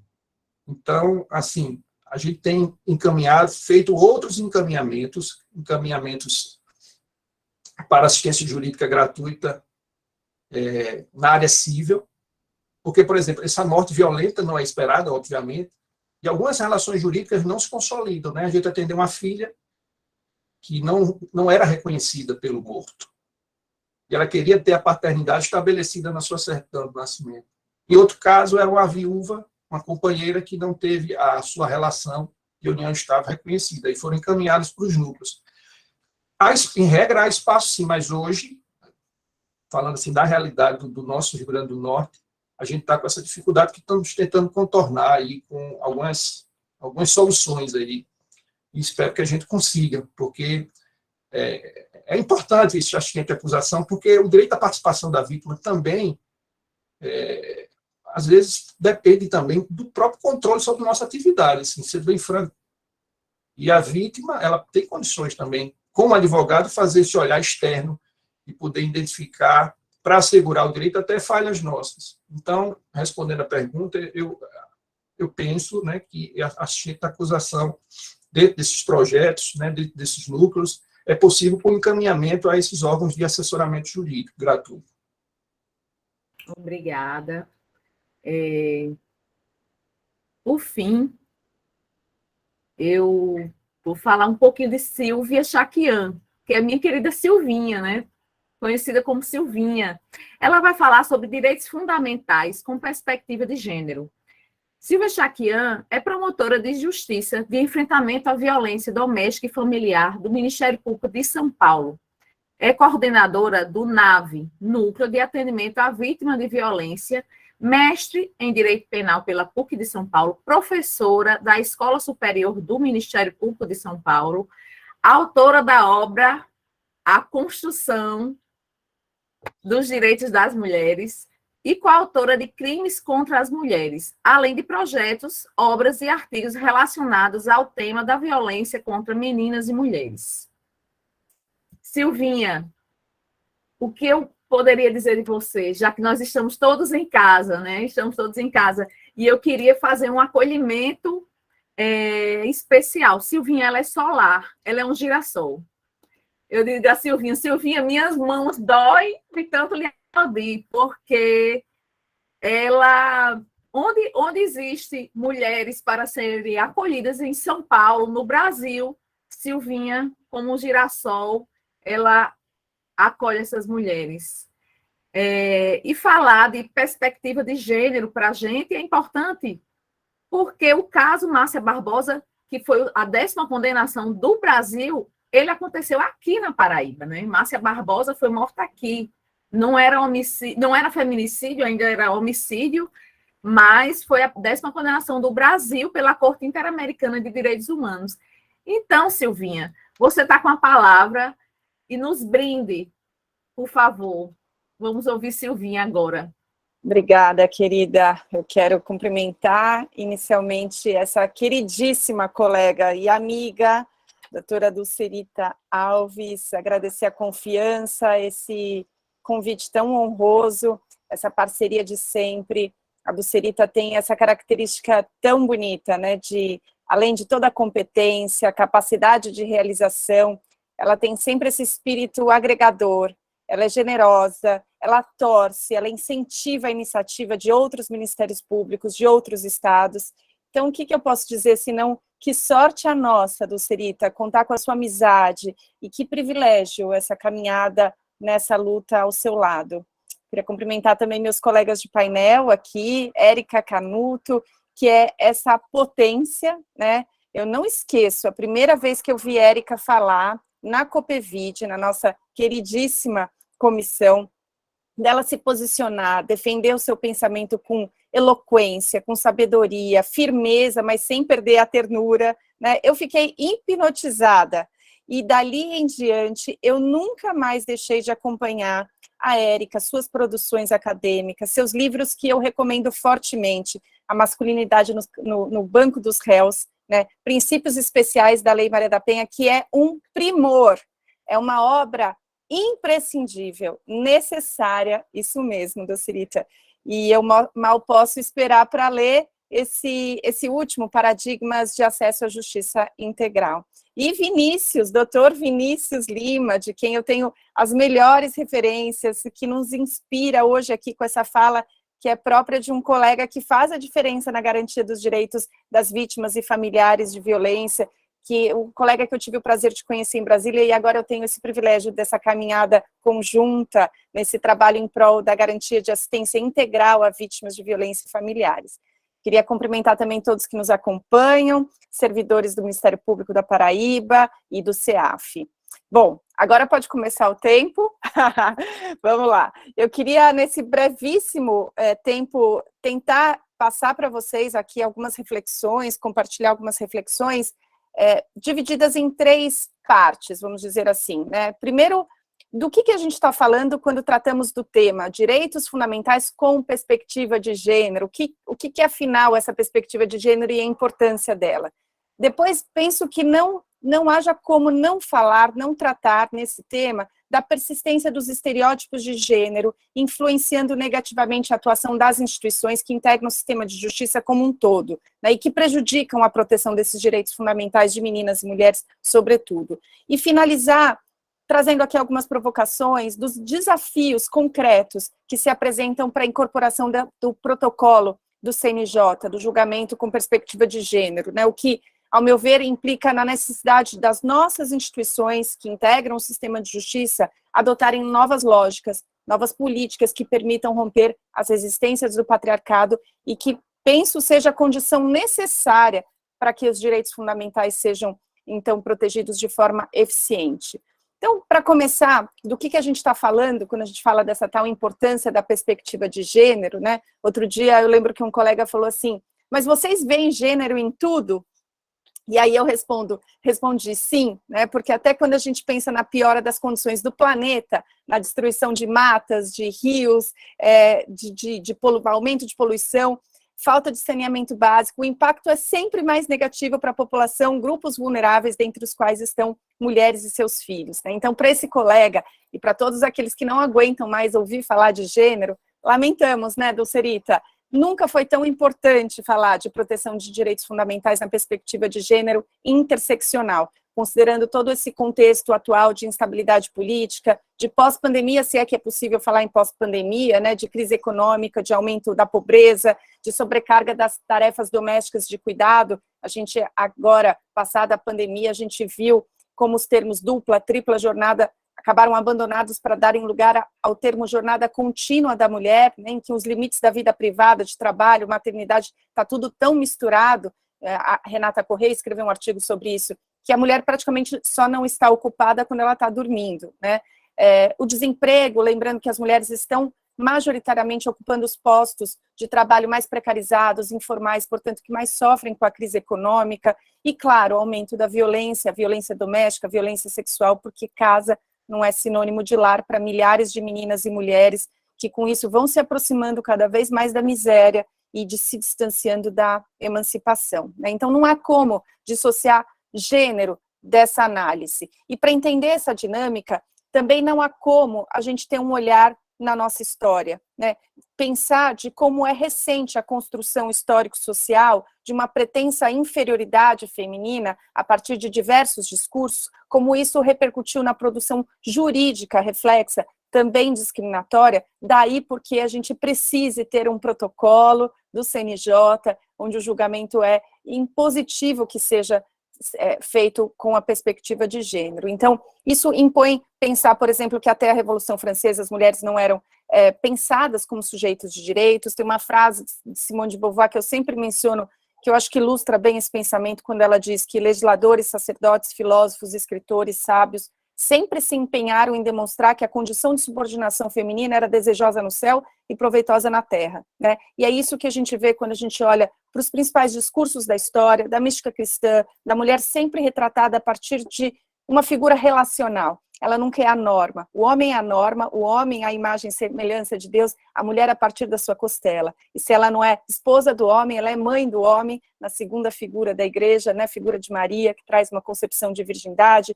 de castidade. Então, essa noção de mulher, aliás, se a gente buscar no Antigo Testamento, de como a figura feminina foi representada por mulheres malvadas, sem escrúpulos, né, e tem várias representações, Jezebel, a mulher de Potifar, não tem nem nome, né, é a mulher de Potifar, Dalila, Salomé, enfim, são representações que reforçam essa ideia de mulheres perigosas, pouco confiáveis para o poder, que em contrapartida precisam ser controladas, submetidas, né, para controle dos seus instintos desviantes, vamos dizer assim, ou da sua natureza de fraqueza intelectual e moral. Se a gente pensar rapidamente, o primeiro pensamento criminológico produzido na nossa história, na época da Idade Média, na chamada Era das Bruxas, né, foi sobre a mulher, num contexto que nada teve assim de histeria coletiva, em que de repente se decidiu perseguir e queimar mulheres na fogueira, mas num contexto social, político, econômico, muito definido de ascensão da mulher, de emancipação da mulher, e aí sim você tem o estabelecimento aí de uma crença, de existência de uma seita de feitiçaria, e aí não bastava afirmar a seita de feitiçaria, mas é preciso atrelar isso à natureza feminina, né, porque afinal de contas foram as mulheres perseguidas, e com um reflexo muito duradouro de 4 séculos, vamos dizer assim, de degradação da imagem social, moral da mulher, com reflexos até hoje, né, porque se a gente não tem mais o mito da mulher bruxa, a gente pode dizer que ainda paira na cultura jurídica o mito da mulher mentirosa, aquela que pode manejar a lei por interesses outros, que não a responsabilização do autor da violência, no caso da Lei Maria da Penha, no caso dos crimes sexuais, então, nem se fala. Quando a mulher deixa de ser vista como bruxa, ela passa a ser vista como louca na nossa história, né, a partir do discurso da ciência, um discurso científico, que vai, então, apresentar argumentos sustentando biologicamente uma fraqueza intelectual e moral das mulheres. Não há como não pensar como a ciência se dedicou à patologização de determinados corpos na nossa história, corpos de mulheres, corpos indígenas, corpos negros, para justificar a própria desumanização, a escravização, sem falar da filosofia, da psicanálise, que contribuiu com esse pensamento das mulheres para o espaço doméstico, satisfação sexual da mulher pela maternidade, o conjunto de valores estabelecidos pós-revoluções liberais, das mulheres presas aos aspectos de recato sexual, domesticidade, a virgindade, né, a condição de felicidade para a mulher está no casamento, enfim, representações do que se espera de uma verdadeira mulher, e claro, no nosso contexto, Brasil, da colônia à república, não há como não pensar na experiência diferenciada imposta às mulheres negras, né, diz Sueli Carneiro, filósofa, no seu histórico artigo Enegrecer o Feminismo, né, de como as mulheres acabaram sendo escravizadas, exploradas, espoliadas, exploradas na sua força de trabalho e também na sua sexualidade. Enfim, isso tudo não é uma memória social, diz Lia Zanotta, né? Isso não é um caldo cultural, mas são construções que foram legalizadas, positivadas, receberam o peso do direito, né? Se a gente lembrar na graduação, o trinômio de Miguel Reale, fato, valor e norma, é mais ou menos isso. A gente tem valores sedimentados sobre as mulheres que orientaram uma produção jurídica, né? Então, é recente, claro, essa mudança de paradigma e pós-advento da dignidade humana, pós-pensamento feminista, que proporcionou, então, esse novo valor de que as mulheres são sujeitos de direitos, e aí exigindo uma demanda por um novo direito, que é esse direito que a gente trabalha hoje, tanto no âmbito internacional, dos tratados e convenções, no âmbito constitucional e também infraconstitucional, com todas essas leis, esse arcabouço legislativo mais recente, né? Então, quando a gente fala de perspectiva de gênero, a gente evidencia esse contexto de desvantagem histórica que cria um ambiente propício para o exercício, para a violência, para o exercício do domínio, né? Essa violência que traz na essência essa relação de poder, de dominação do homem sobre a mulher, que causa desequilíbrio de valoração social e, com isso, induz a violência para o exercício do domínio. Então, nós estamos falando com a tal necessária de perspectiva de gênero, que nós temos, por exemplo, uma legislação abrangente, destinada a todas as mulheres, como é o caso da Lei Maria da Penha, que mudou o paradigma do trato da violência doméstica, não só doméstica, mas da violência contra a mulher em geral no país, e que tem na sua essência a noção de justiça social, né, por meio do qual a resposta para o fenômeno da violência contra a mulher não está apenas na criminalização, diz a própria Lei Maria da Penha, mas sim no reposicionamento das mulheres na sociedade em termos de acesso a direitos fundamentais, para citar aí uma doutrinadora que eu gosto bastante, a Fabiana Severi, né? Então, essa é a essência da Lei Maria da Penha, que se perdeu muito com essas estratégias de novos crimes recentemente, não que isso não seja bem-vindo, mas não é esse o caminho exclusivo. Então, falar de perspectiva de gênero significa dizer que está na origem da Lei Maria da Penha essa constatação de que a violência contra a mulher tem relação direta com uma desigualdade que foi construída historicamente, que justifica a legislação ter priorizado nos seus artigos quais são as agendas de transformações estruturais e de padrões culturais que precisam ser feitos para que haja esse reposicionamento da mulher na sociedade e o acesso delas a direitos humanos. Daí porque são absolutamente simplistas essas estratégias de criminalização e, claro, mais uma vez, não estou dizendo que a gente não tenha que ter aprimoramento de novos crimes, mas reduzir o alcance da Lei Maria da Penha as políticas de controle de criminalidade não atende às expectativas de justiça e de proteção que as mulheres depositam nas instituições, no Ministério Público, né? Lembrando que são as mulheres que aparecem hoje nos índices de maior déficit habitacional, por exemplo, de insegurança alimentar, de desemprego, de pobreza, só para citar alguns exemplos, né? E aí eu já passo para a segunda parte da minha fala, para falar sobre a persistência dos estereótipos e a importância desse protocolo do CNJ, né? Não há como tratar a proteção dos direitos fundamentais sem falar da persistência dos estereótipos de gênero que influenciam negativamente a atuação de todos os integrantes do sistema de justiça, e aí nenhuma instituição está imune a isso, né? Acho que não preciso lembrar aqui que, no meio da pandemia, nós fomos todos projetados para dentro de uma sala virtual da Vara de Santa Catarina, terceira vara criminal, em que acompanhamos estarrecidos o caso da Mariana Ferrer, que, independentemente do desfecho, materializa tudo aquilo que a gente tem percebido, constatado, escrito há anos sobre o sistema de justiça e os mitos, as crenças reducionistas que acabam contaminando a visão dos casos de violência contra a mulher em geral. Então, quando a gente pensa em perspectiva de gênero, é preciso falar dessa naturalização, da culpabilização da mulher vítima de violência de gênero. E aí eu sempre menciono isso. Para mim, é como se a gente tivesse uma fita de DNA juntando Ângela Diniz em 1974 e Mariana Ferrer em 2020, 2021, e atravessando, nesses 45 anos, todas as meninas e mulheres que reportaram terem sofrido algum tipo de violência de gênero, sem corresponder a um padrão de recato sexual que ainda é esperado para as mulheres nessa nossa sociedade, pautada numa dupla moral tão hipócrita, em que se tolera na sexualidade masculina o que se repudia na feminina, né? Então, falar de naturalização no âmbito do sistema de justiça é constatar que aquela narrativa do julgamento de Doca Street está longe de ser um retrato sócio-jurídico daquela época. É atual do começo ao fim. Aliás, quem não ouviu o podcast Praia dos Ossos, que eu recomendo, é impressionante, né? Porque nos faz refletir sobre nossas conquistas nesses anos todos, se foram de fato significativas, e se elas foram, para quais mulheres foram significativas, né? Porque essa construção da legítima defesa da honra, que nunca esteve prevista expressamente nas leis, mas paira na cultura jurídica, mesmo com a decisão do STF, importante, essa estratégia que se fundamenta nos padrões de comportamento feminino construídos por séculos, em que as mulheres devem obediência e fidelidade ao homem, para essa lógica, quando uma mulher viola uma das leis do patriarcado, de fidelidade ou submissão, não só o marido tem autorização legal para matar a esposa, entre aspas, adúltera, como aconteceu no caso de Ângela, mas também o sujeito numa festa tem autorização para estuprar, porque, afinal de contas, aquela vítima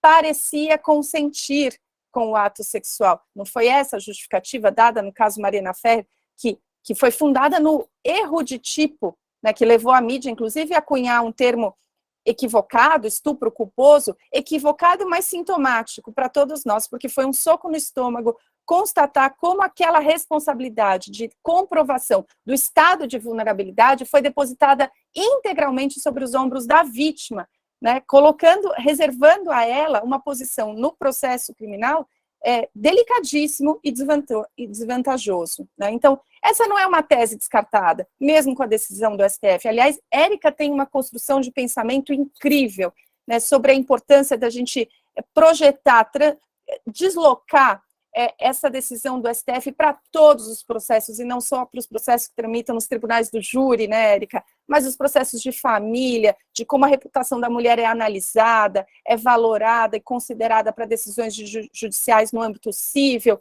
da infância, e de todos os processos. Érica é essa pessoa, né, que pensa além sempre e nos inspira.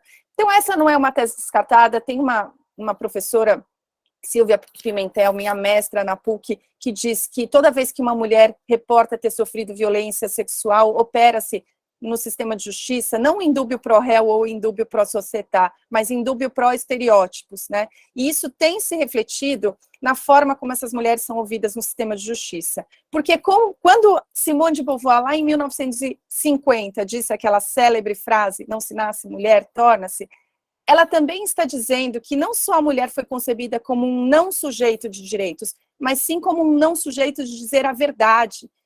Porque é disso que a gente está falando, das mulheres excluídas do direito de dizer a verdade, como uma construção histórica, de mulheres vistas como mentirosas, ardilosas, infantilizadas, pouco confiáveis para o poder, né?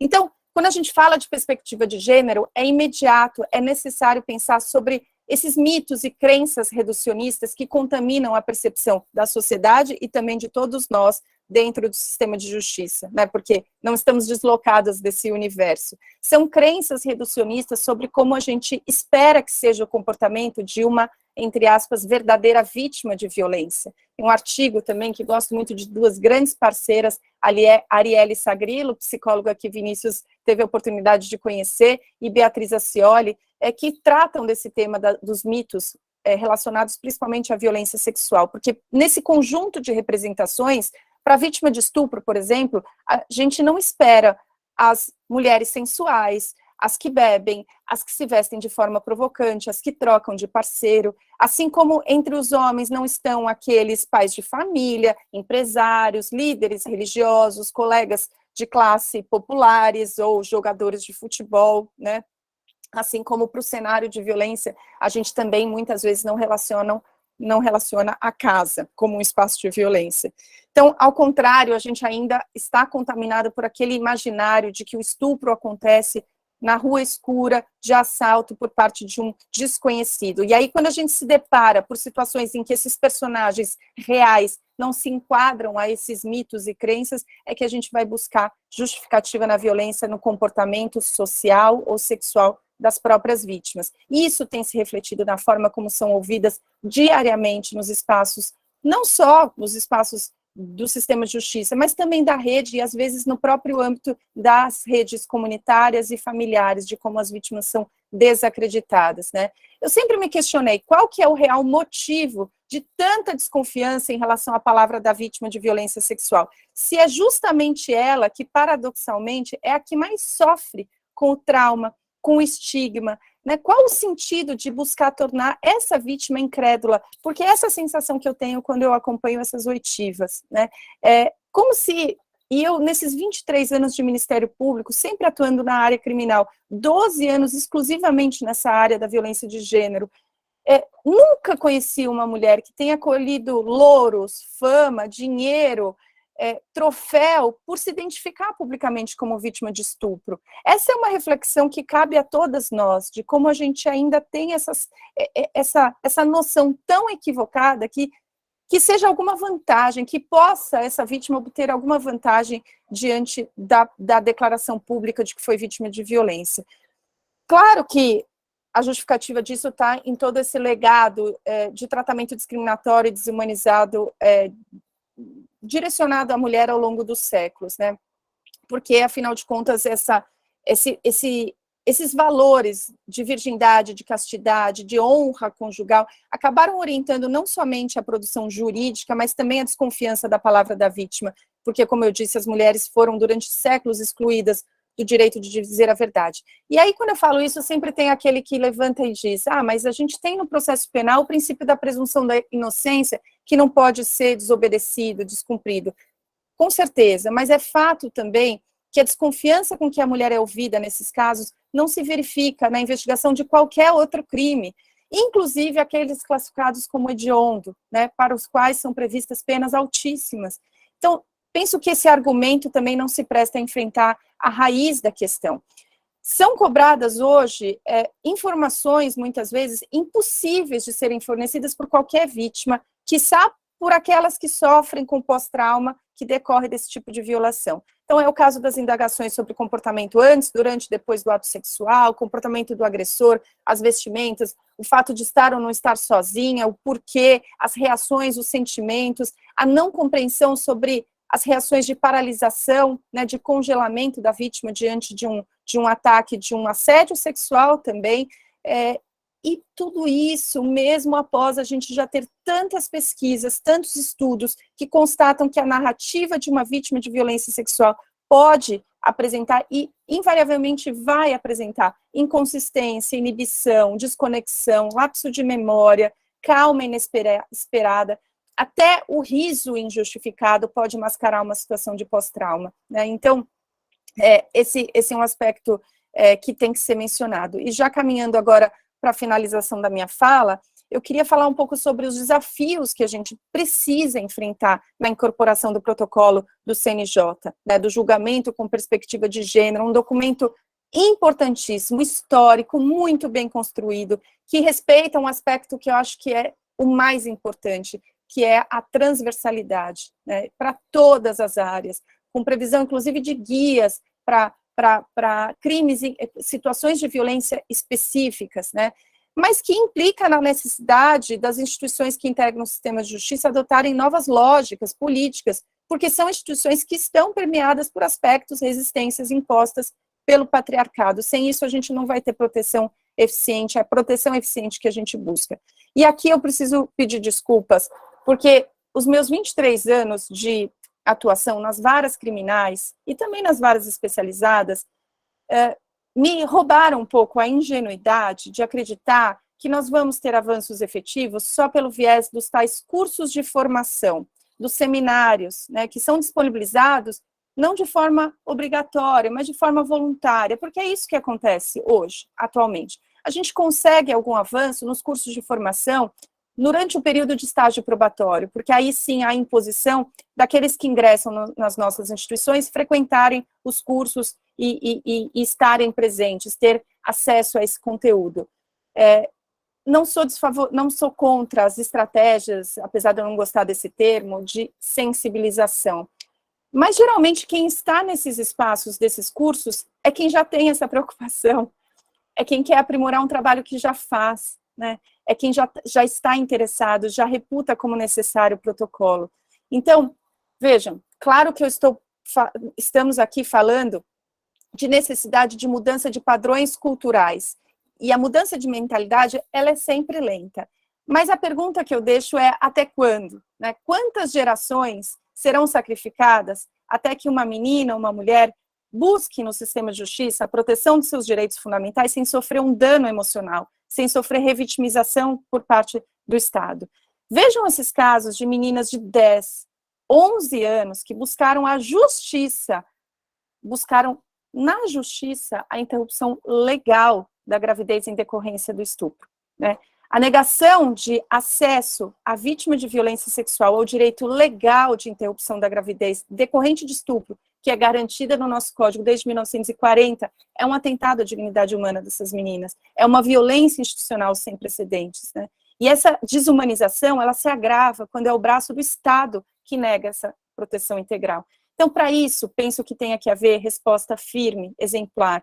Quantos desvios aos termos do protocolo nós vamos ainda acompanhar sob o argumento da tal independência funcional, que, claro, nos é muito cara, mas que precisa ser analisada com cautela, né? Ou a discricionariedade judicial, o livre convencimento do juiz, como pano de fundo, como argumento para justificar o descumprimento do protocolo.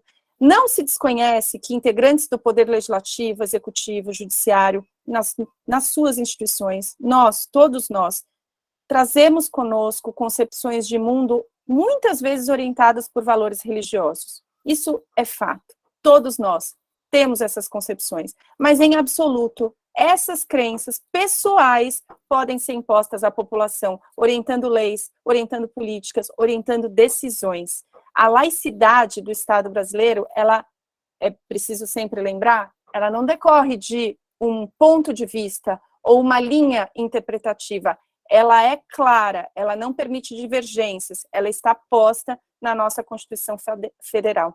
Também é inaceitável que ainda hoje a gente acompanhe decisões que, por exemplo, justificam que uma vítima parecia consentir com o ato sexual porque se comportava de forma mais sensual ou sedutora, como se algumas mulheres ainda hoje estivessem categorizadas entre honestas e não honestas, como a gente teve até 2005, né? Ou verdadeiramente vítimas ou não potencialmente vítimas.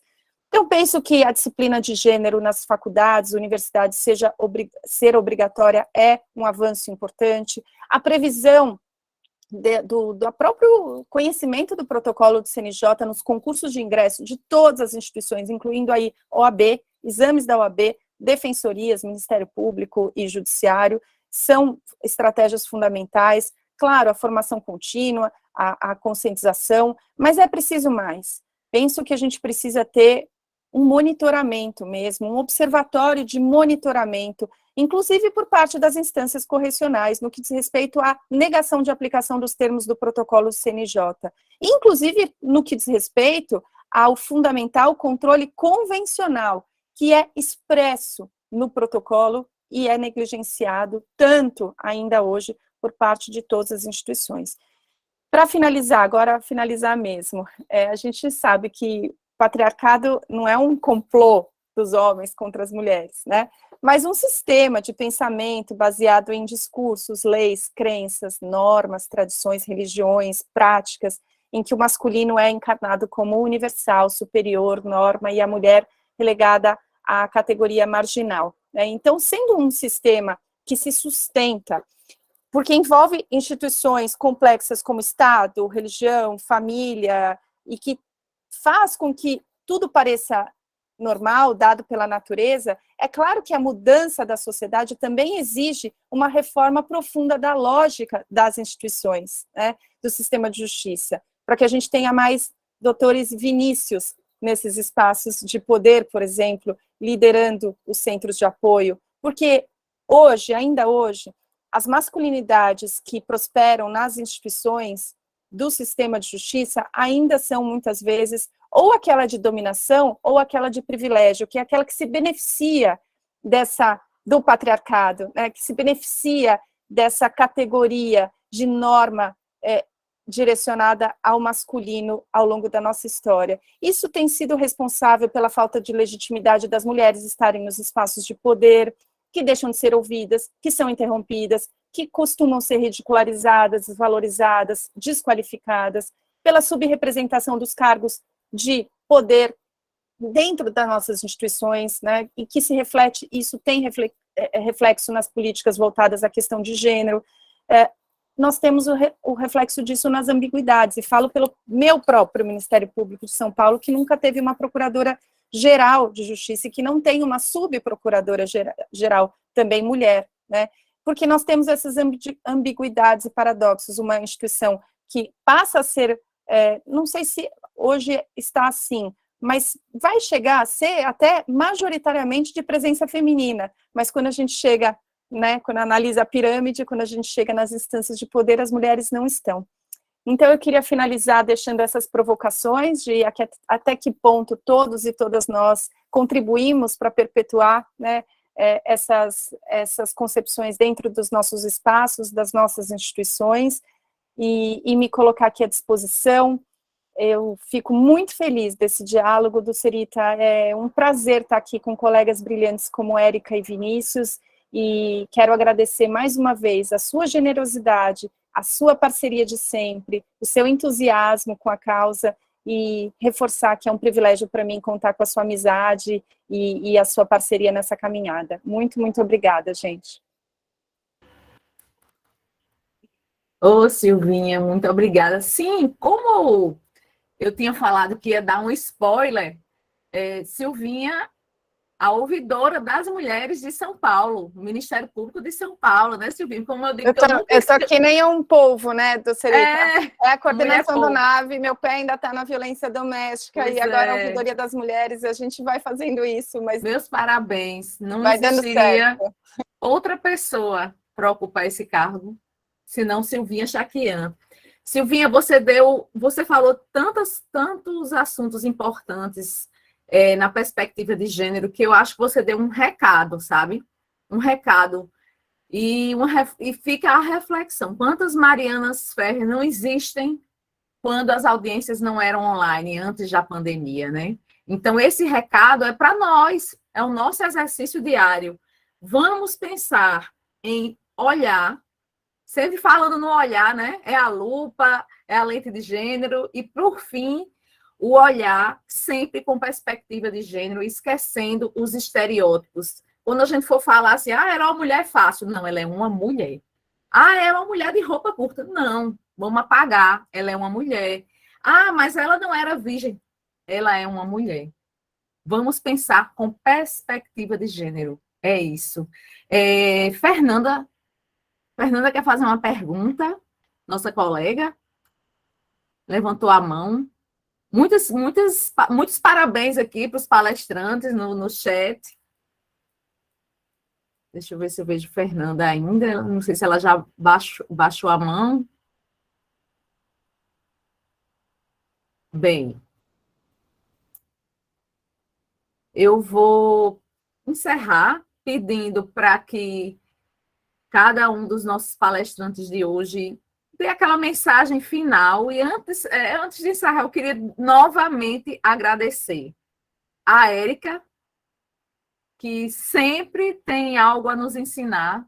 Adoro escutar a Érica. A Vinícius, que eu não conhecia, mas já admiro, e com um bebê de 40 dias, né? O projeto, o NUAVE é um bebê de 40 dias, mas esse bebê parece que é um bebê bem ansioso, né? Já quase está andando, né? Correndo, daqui a pouco ele está produzindo frutos por aí no Ministério Público do Rio Grande do Norte. E Silvinha, a ouvidora de São Paulo, também com esse olhar, sempre, eu acho que antes de existir a perspectiva de gênero, Silvinha, já pensava nisso, Érica também, Vinícius também, então acho que estão todos de parabéns, e deixo para vocês as mensagens finais. Eu começo aqui, Então, eu queria agradecer. A mensagem final é de realmente agradecimento, Serita, pela sua iniciativa, por trazer também Silvinha. Fazia muito tempo que a gente não se encontrava, né, Silvinha? Nem virtualmente, eu lhe acompanho, estou sempre bebendo na sua fonte, né, que é maravilhosa, fica assim, boca aberta, escutando Silvinha, né, a fluidez e a bagagem que ela tem, né, traz com muita propriedade. Então, sou sua fã, minha querida, muito fã. E Vinícius, né, também meu colega aqui do Rio Grande do Norte, que está fazendo um excelente trabalho no AVE, buscando parcerias. Ele foi buscar a parceria do FRN, eu estava lá no FRN. E a gente caminha juntos, esse trabalho de integração, de cooperação. Então, agradecer ao Ministério Público da Paraíba, né, que é nosso parceiro, nosso irmão aqui. E é sempre um prazer enorme estar aqui, é sempre um prazer enorme falar sobre esse tema. Esse tema tem sido objeto de discussão no Ministério Público da Paraíba, eu tenho sido testemunha, né, do Serita tem levado à frente esse tema, Rosanes levou durante muito tempo, e a gente vai cada vez mais inserindo outras pessoas, isso vem crescendo. Então, minha palavra agora é de agradecimento, né? E Agosto Lilás não terminou, setembro está Lilás.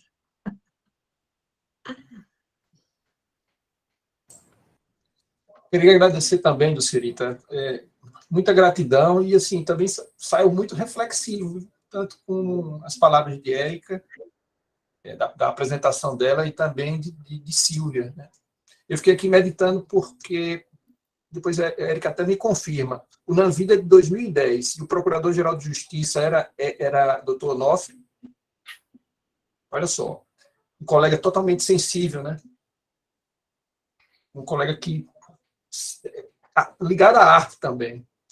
E a Procuradora-Geral de Justiça, primeira Procuradora-Geral de Justiça mulher do MP, eu não sei se com um Procurador-Geral de Justiça homem, talvez embarcasse na ideia de se criar o NUAV. São reflexões que me vieram agora. E eu queria agradecer demais, me sinto muito honrado de estar ao lado dessas duas colegas ilustres e pesquisadores e estudiosos do assunto. E quero convidar qualquer colega do MP da Paraíba que queira conhecer o NUAV. A gente está de porta aberta e estamos por aqui. Muito obrigado, Serita. Silvinha. Obrigada, querida. É isso aí, Vinícius. O que a gente quer é a perspectiva de gênero, né? Adotada, incorporada por homens e mulheres. Eu vou finalizar, vou me socorrer de uma citação, então, aqui do Serita, já que você deu esse segundinho aí para a gente finalizar. Eu vou finalizar de maneira otimista, para a gente fechar bem o nosso encontro. Um pensamento da Antonieta de Barros, que foi a primeira deputada negra eleita no Brasil em 1934.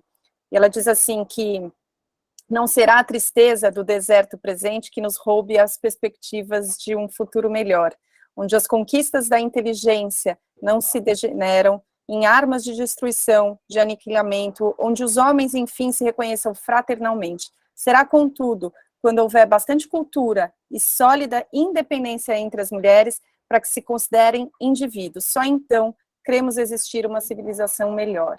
Muito, muito obrigada. Foi um prazer imenso estar com vocês nessa manhã, ouvir Érica, ouvir Vinícius, e você, do Serita. Um grande beijo para todas e todos. Muito obrigada pela participação de vocês. E eu fico com a frase: escutem as vítimas, olhem para elas, que elas sejam protagonistas dos seus processos. As vítimas e as vítimas indiretas, né, Vinícius? Isso, exatamente. Muito obrigada. E hoje o nosso sextou é um sextou, assim, com muito estudo e com muita reflexão. É um sextou reflexivo, mas sextou. E aí eu encerro com vocês. Muito obrigada pelos participantes, muito obrigada pela nossa plateia virtual que está aqui acompanhando pelo chat. David, posso encerrar? Pode, doutora. Então pronto, estamos encerrados. Obrigada. Arthur, obrigada. Miriam, quem esteve aqui com a gente, nossos colegas. Beijo a todos. Estou encerrando.